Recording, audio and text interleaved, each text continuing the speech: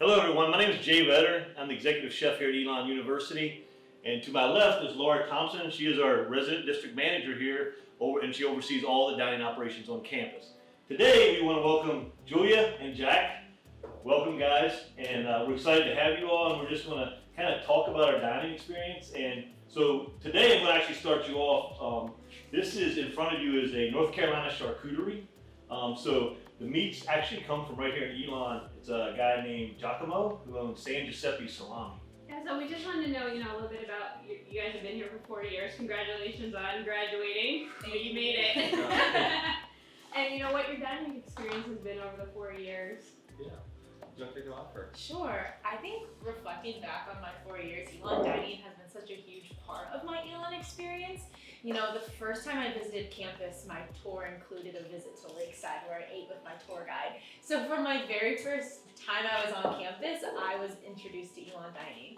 And when I think back to, building relationships throughout my time at Elon, and then just some of my most vivid memories occurred because of Elon Dining, in dining halls or with farm-to-table meals, the one that Ashton did, So I'm so thankful for Elon Dining, and I'm a huge fan of Elon Dining. And for me, I came on campus and I'm the oldest of 3 brothers, so I got the plus 14 plan just to start it off. The largest one of The all. largest one, and it was great because I could, whether it was going to Qdoba or popping into Biscuitville, I always felt like I could always get something anywhere. And then the all access swipes, I eat a little too much. I eat whenever I can pretty much. It's like how I get through most of my day. And it's just so nice to know that there's always something delicious in the dining halls that are pretty much open when you need them. So. Well, I think that's what we kind of strive to do, and I think over the past couple of years, after Laura attracted me here and jumped at the opportunity, one of the things we talk about all the time, I think, is it's not our dining program, it's the students' dining program. And I think as when we turn the corner, and we're kind of the facilitators, right? But we have to do a lot of listening. Yeah, we went through a transformation over the past 4 years. Mm-hmm. I think you guys noticed that. Yeah, absolutely. From when you started as a first-year student to your senior, we've gone through a lot of transformation in dining. How did you, take that? How did you see that transform? Did you see the transformation? Well, one of the 2 things that I've loved to see is so many more local, food suppliers. So you're just talking about the meats we had here. We had that amazing farm-to-table dinner. Yeah. And I sit down, I don't cook very much. And there's this amazing steak in front of me, just sausages, all the cheeses that you guys had, and it makes you feel like you're supporting the community while you're having a delicious meal, which is always a good time. At Elon, I can just tell you, I feel like we were almost in our own little world because we had local farmers. We had Giacomo down the street who's popped in. Hey, y'all need anything? Need some salami, pepperoni. We got Joyce Farms, and we were harvesting from Loy Farms on campus. Yeah. So everything in the table, lettuce-wise, and the lettuce wrap that you'll eat today is the lettuce is from Loy Farms. Wow. That's great. So we were going down there harvesting every couple of days, and then whatever we couldn't harvest, we were taking over to allied churches. That's fantastic. So it's that community, that's important. I didn't know any of that. That's fantastic, though, Yeah. just to know that the campus is supporting the community as well. Yeah. That's why every tower. Yeah. And Do you mind if we dig into some? No, go yourself. Sorry, I'm hearing all about Giacomo and salami. it's staring you in the face. And you know what? Jack and I ate a number of meals at Lakeside during the quarantine because we've both been here for the duration of the pandemic, and the food at Lakeside has been absolutely unreal. The one day there was the shrimp and crab boil outside, and just some of the other menu items. We have really been blown away by the quality of the food. For me, that's how it's supposed to be. That's how the food system's supposed to work. Like, strawberry season, so we'll serve strawberries, right? We got great lettuce, let's serve some salad. So I think it's been a lot of fun for us, and we've had an opportunity to test. Yes, and I'll tell you, and not to say anything, but you guys are graduating, but man, I am so excited for this fall. And you should come back to the graduate school. You really should, because we have some cool things planned for the fall, and I'm really I'm excited to get back at it. For instance, we turned the corner because last Christmas break we got rid of soda at Clohan, and I know it was a big move. We were holding scared. our breath. Yeah. we were scared to death, what do you do when kids don't have soda all of a sudden? So we were like, let's try one dining hall. And we made sure we had flavored syrups, we made sure we had cold brew coffee, we had some different teas, some both. So this year we actually got it all into one location. It's almost like a bar, if you will. And I guess, Laura, you want to?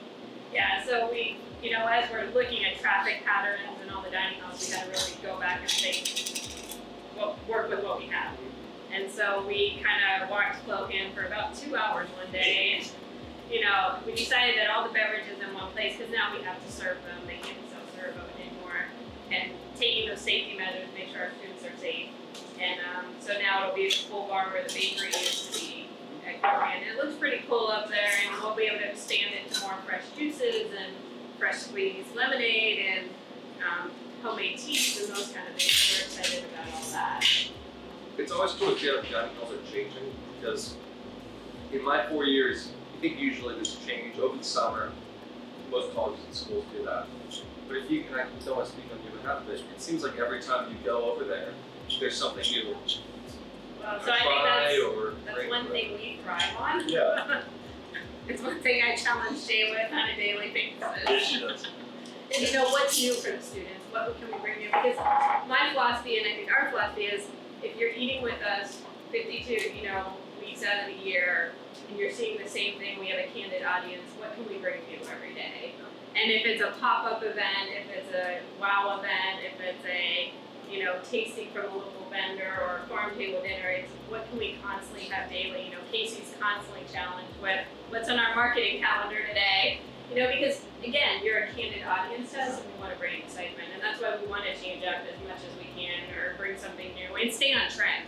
Yeah, definitely the trends. We try to keep up on the trends. We get out there, we read a lot. But I will say, Laura's famous last words at every break was, Thanksgiving break, Christmas break, summer break, is like, what's the wow going to be when we come back? What are we changing for the kids?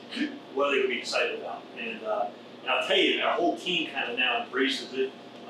It's pretty cool. It's exciting every day to get that competitive juices flowing. And again, we love. There's nothing more pleasing than to hear a student say, "Hey, what an amazing job you did!" Or I think last week we were actually coming over here, and a parent stopped us out here on the quad walking, because they were here for graduation, even though we didn't have graduation. She was like, "Hey, I just want to thank you guys. My daughter had a great dining experience. That just makes it all worthwhile." And the napkin talks are amazing for us, especially for our employees. They love when a student recognizes them or sees them, so it's a great way to get feedback. Can you talk about all the different ways you guys get feedback for a second? Yeah. I think that's one of the things that I love so much about it. I absolutely love the grilled cheese with tomato soup. And it disappeared one day. I'm like, wait, no, this is, I can't get through the rest of my sophomore year. So I would bring a Sharpie every single day to dining halls, and this is just a cool thing Elon does. You can just stick all of your napkins on this wall as a feedback point.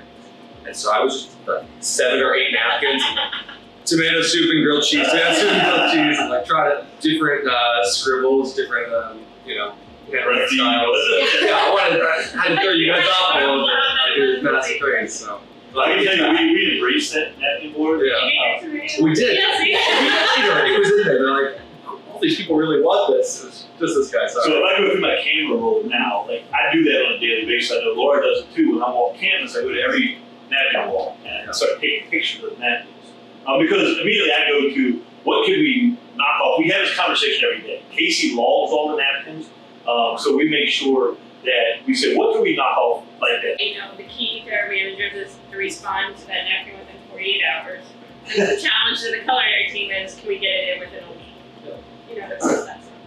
Right. And then we log every napkin to see if there's trends on them, or if we're doing something wrong, or maybe we took ketchup away. Yeah, about that. Yeah, I came here, Laura always reminds me of the ketchup story. So we came here, and one of our culinary commitments is all natural, so no preservatives in anything. So after you start scrubbing, it's easy to get the big ones, right? So you get down to ketchup, right? And so you start thinking about ketchup. So Kensington's an amazing company. They're very supportive. Actually, one of their high up in sales is actually Elon alone. Really? So when we first reached out to them, we had huge support. Yes, she's like, what can we do for Elon? Go Phoenix. I go to Laura and I'm like, all we're offering is serve Kensington. That's all that meets our culinary commitment. We're only going to serve ketchup and mustard. And Laura was like, you sure? And I was like, I'm sure. If we're going to stand for no preservatives, we got to go all in. And all summer when I was here, this is my first year, Laura was like, are you sure? I was like, yes. So finally, I was like, I'm positive. Well, within the first week, you start seeing this trend. My ketchup, #Heinz.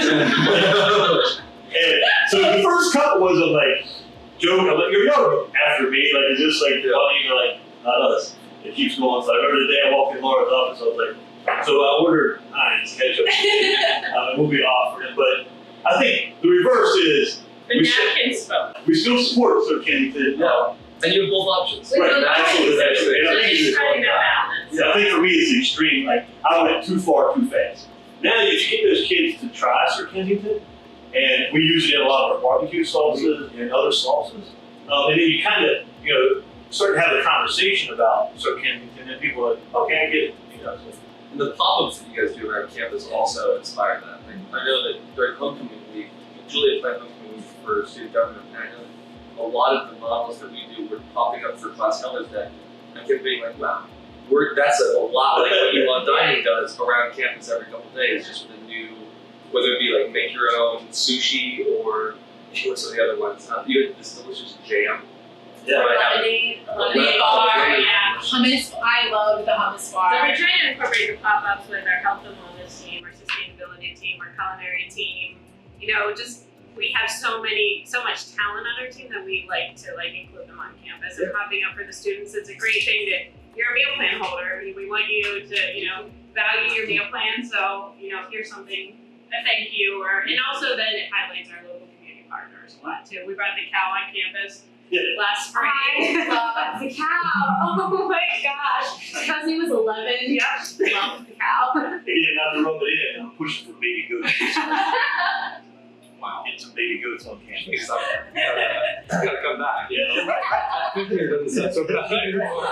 So in front of you, I just wanted to kind of roll out another dish for you, not to load you up, but this kind of speaks to our team and the trends. I think Laura spoke of it earlier. Plant Forward became a kind of a trendy thing, but I think we dove in and really embraced it. So this is these are a blend of ancient grains and then some really seared mushrooms. And then we also put some hempe, which is high protein made out of hemp, in this grain blend, and then but then trying to bring it back to some flavors that you recognize, right? So has sun-dried tomatoes, some shaved Brussels sprouts, but then it has balsamic reduction. So it's kind of going in that Italian theme, but something you recognize. It's a little sweet, a little bite of the vinegar, but plant forward, high in protein. So we're still, again, Laura talked about, we have a dietitian, and she also, Laura may challenge us from certain things. Casey may challenge us from what he's seen on social media or what the ask is. Well, Tabir is always there challenging me. Hey, you need more healthy options. It's one thing, it's easy for me to throw down burgers and deep fried s'mores or whatever it may be, right? And of course, it's going to make everybody happy.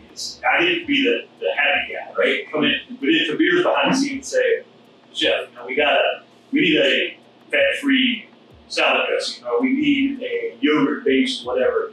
So again, it's kind of how it works. Everybody's challenging each other, but Tabir keeps us in line. And this is one of the dishes. Again, the lettuce grown at Loy Farm. We harvested it this morning. So kind of proud of the pepper gives it a little bit of crumb. Mom, I'm not sure this is going to be very clean. Well, I apologize. It's delicious. So good. So what? Out of 16 locations? Do you have a favorite dining location? One that was just your go-to? Ooh, a retail or a dining hall location?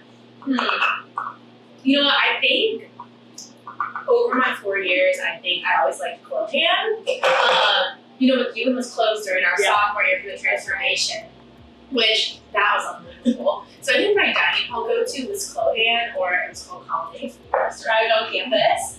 And I think for retail locations, after McEwen reopened, I really love Village Juice. I think, you're talking about how students are looking for those, plant-based options. It's a little bit more healthy, and I think that was a retail option that really spoke to the crowd and was looking for those types of food. students? The Village is the local company out of Winston-Salem that we were able to partner with. They only had one store when we found them, Wow. and now they have 4 stores, and they're on 2 college campuses. So another story of the partnership and helping them grow, but also bringing something we didn't have on campus with smoothies and salads and grain bowls. That allowed us to expand our footprint, and they can expand theirs too. I like the avocado toast that they have there. Yes, Yeah. it's amazing. Yeah. For me, so when it comes to the dining halls, Lakeside was my spot because I lived over in the little neighborhood. So, wake up a little tired on a Saturday morning, you go over, have a delicious brunch right there. And I love eggs. So I can just I'll do 2 to-go boxes and some eggs and, Heinz ketchup. I'll be good to go. Ouch. Got rid of that. What's this? Oh no, this looks delicious. Sorry not to cut you off. This is okay.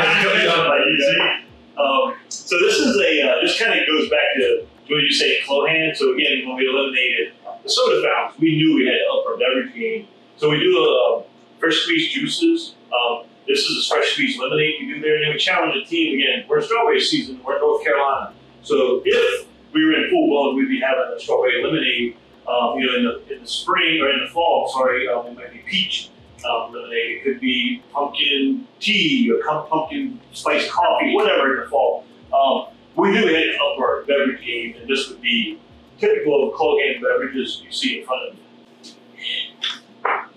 The next one's for you, Jack, because you mentioned Lakeside, and I truly believe that Danny and Miss Mina and Miles try to make it feel like you're sitting at their table in their house with them and having a meal, which sums up what we try to do, I think, all the time. But they've embraced that, and I'm telling you, some of my favorite meals in my life have been at Lakeside this past semester. So I'm talking about, sorry not to rub it in again, but we're changing the hours there this semester, and we're getting to see more of Danny and his team, and I think we're going to shine. That's awesome.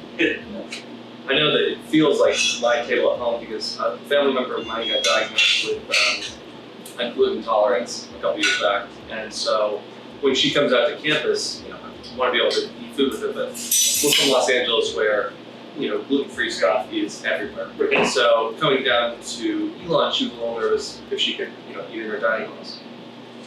And seeing all the stations, it's very clear what's made without gluten and what isn't. And there's so many options for her now that every time she comes, it's not the restaurants we're going to. It's going to Clohan, nice. and, go over to Green World, enjoy that for a bit.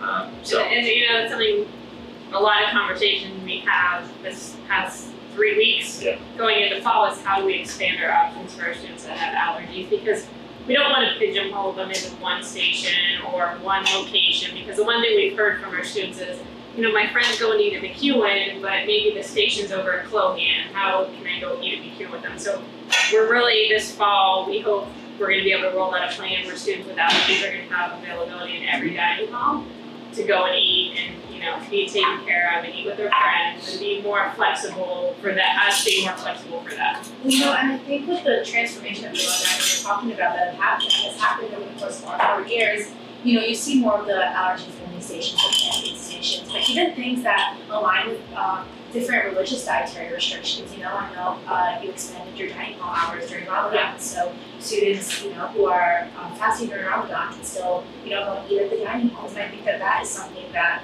is so great that Elon Dining has really listened to the students, like you were talking about, and figuring out what the students need and acting on that. I think it goes back to our team. We meet with students or we meet with faculty and staff, and they challenge us, and we will not say no. We're going to figure out how to do it. Right. It's just our motto. We're not going to say no. We'll figure out how to do it one way or another. So,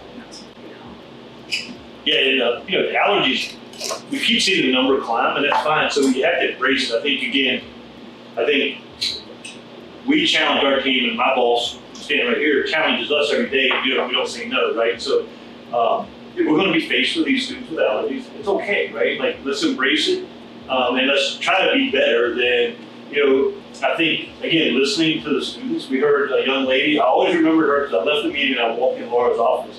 But it did kind of concern me. I think she was like, we had a station in clothing, right? And at that station, we take care of the top 8 allergens. And we do a great job, but it's stripped of all 8 allergens in that station. Well, this young lady was like, you know, kudos to you guys. I feel safe eating there. I've never had a problem. She said, but I have a severe nut allergy, right? She said, I always feel comfortable, but she said, I gotta tell you, I would love a Greek muffin that wasn't gluten-free. And this light bulb, you know, I'm sitting there and we're thinking we're doing everything we could possibly do for the allergen. But then I literally walked out of that meeting and walked back into our office, and I felt kind of a little depressed because I was like, wow, like, she's right.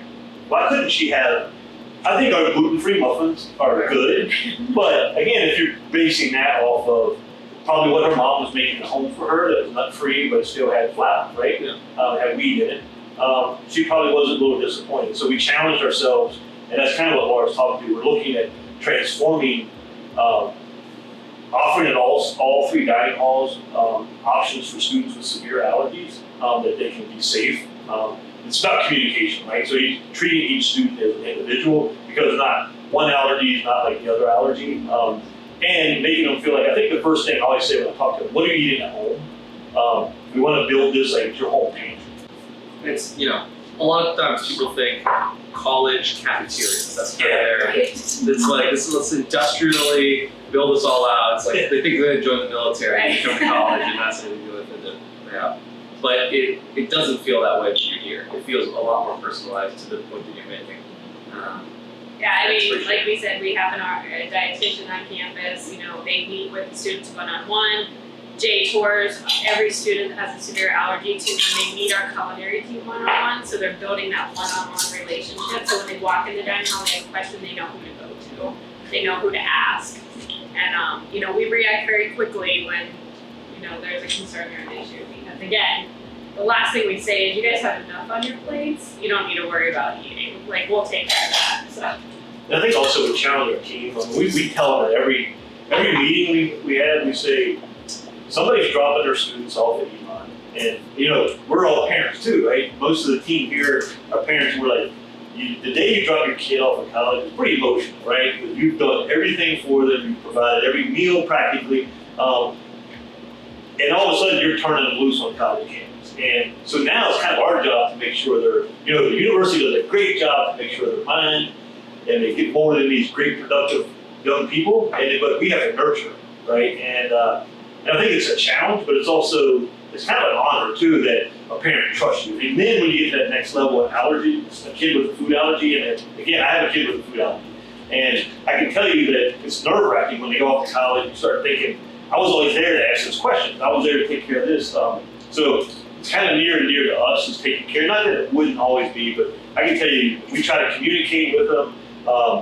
Numbers of students have all the chef's cell phone numbers, so they can text them any time of the day or night. They have my cell phone number, they text us. That's a nice thing. As big as Elon is, we're small enough that I think we can still give that personalized attention to kids and make them feel okay. And also just as important, again, being selfish, making mom and dad feel okay that they're taken care of. And this spring we started our student dining advisory council. Yeah. It was our first one, and we actually invited a couple students who had allergies on to sit on it. So these students are actually now helping us make decisions about hours of operation. When we want to change something in dining hall, we're putting it in front of them to get their opinion. So we went to the next step to say it's your program and we want your feedback and the decisions we're making. Because sometimes we think it's a good decision, and then it might not be the greatest decision. But we're ready to go to bed at night. Right? And you guys are like, what do you mean you're closing the dining hall? So this next dish was actually inspired by Chef Danny. So when we told Danny, I was telling Danny I was doing this for you guys, and I was like, Danny, what would be a dish that you would say kind of resonates with Lakeside in your dining hall? And he was like, definitely a bao bun. Casey, can we show this? Because I'll do it. It is so colorful. Yeah. It is so colorful. And I think for me, this is like Jack, you said earlier about, you think cafeteria. This is our goal is to serve this type of food, right? Like, so I think it's, Casey says, is it picture worthy, right? When we do a dish. And, but not only picture worthy, we want to taste it, right? But I think the ultimate compliment is when a student puts a picture on Instagram of one of our dishes and like amazing or whatever, and it makes Danny feel good, it makes Miss Mina feel good, Miles, our whole team, our whole culinary team feels pretty good about the hard work, and then that just rolls. Like the next day, they're like, what can we do?